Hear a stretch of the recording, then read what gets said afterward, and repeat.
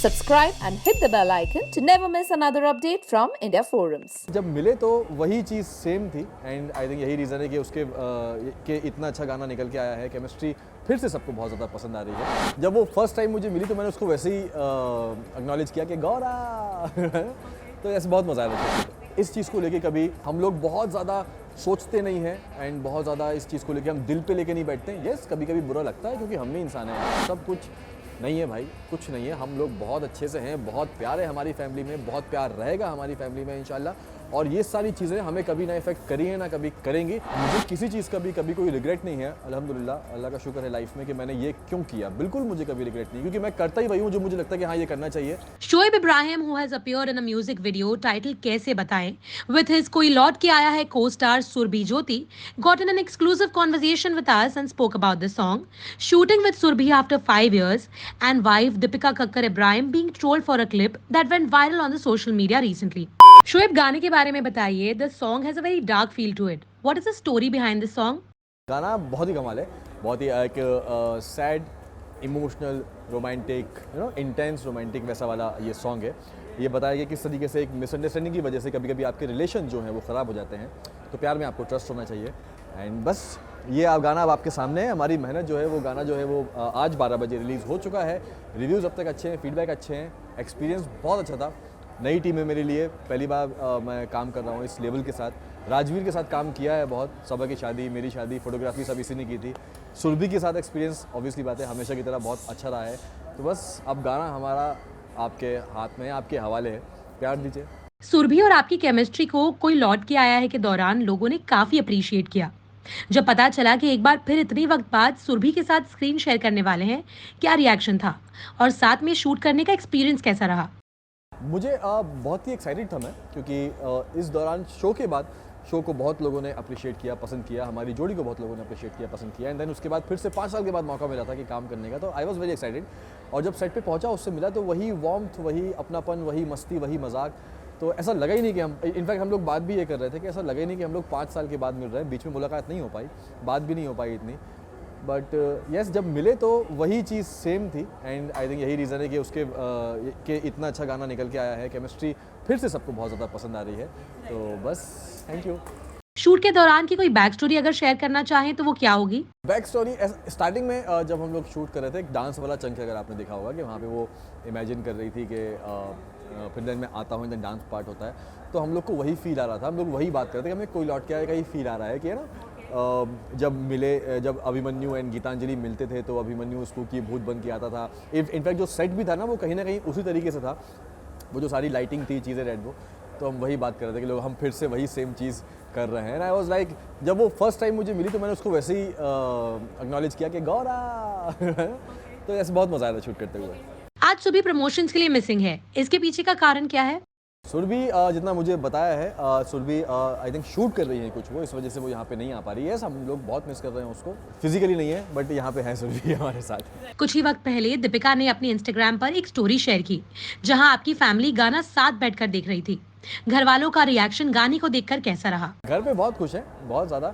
और अम्मी पापा तो हर एक चीज़ में खुश होते हैं, हम चाहे वो छोटी हो चाहे वो बड़ी हो, सब बहुत खुश होते हैं। तो यस, उसने स्टोरी डाली थी क्योंकि अम्मी एंड पापा को मैं बैठ के वो सॉन्ग दिखा रहा था टीवी पे, तो वो था। और सर पे घर पे सब लोग बहुत ज़्यादा खुश है, चाहे वो अम्मी पापा, सबा भी इनफैक्ट यहाँ पे भी आई हुई है, दीपिका, सब बहुत खुश है और सबको बहुत अच्छा लगा है सॉन्ग। उसके साथ साथ सारे जो व्यूअर्स हैं उनको बहुत अच्छा लग रहा है अब तक सॉन्ग, जो जिन्होंने देखा है, पसंद किया है।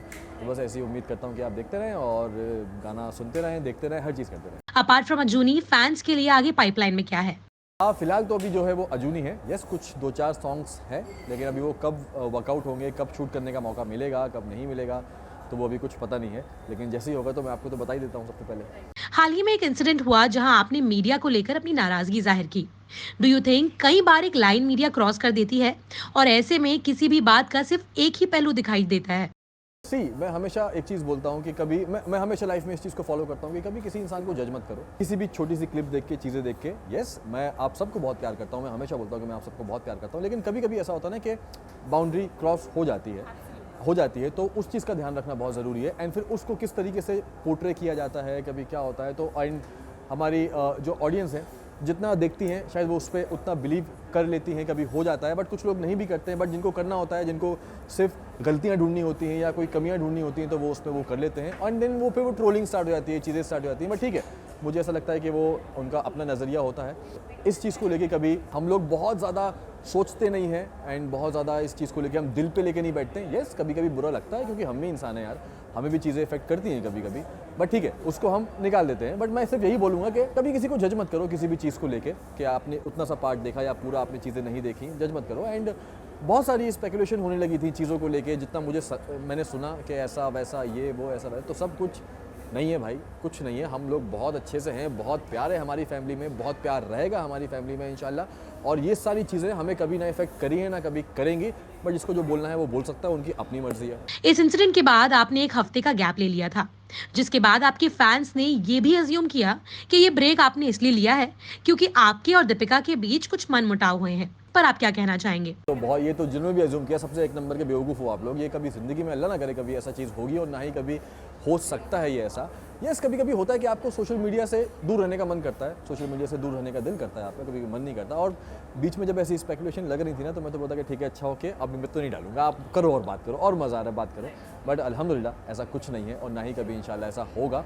हम सब के ऊपर बहुत सारा प्यार है, हम सबको बहुत सारी दुआएं मिलती हैं and yes we are happy यार। ये क्यों, मतलब जस्ट कुछ चीज़ों को देख के आप कुछ भी बोल लेते हो, बट इसलिए मैं हमेशा बोलता हूँ कि इंसान को कभी जज नहीं करना चाहिए किसी चीज़ को लेके। बट ठीक है, वो आप लोगों का कॉल है। इस इंसिडेंट की ये क्लिप जब आपने देखी तो आपका इनिशियल रिएक्शन क्या था?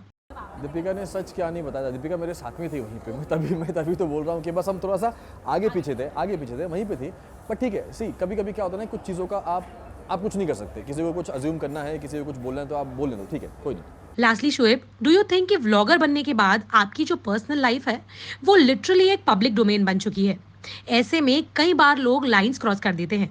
क्या आपको कभी भी अपने इस डिसीजन पर रिग्रेट रहा? नहीं, बिल्कुल नहीं। मुझे इस चीज़ का मुझे किसी चीज़ का भी कभी कोई रिग्रेट नहीं है। अल्हम्दुलिल्लाह, अल्लाह का शुक्र है लाइफ में कि मैंने ये क्यों किया, बिल्कुल मुझे कभी रिग्रेट नहीं, क्योंकि मैं करता ही वही हूँ जो मुझे लगता है कि हाँ ये करना चाहिए, ये सही है या नहीं है।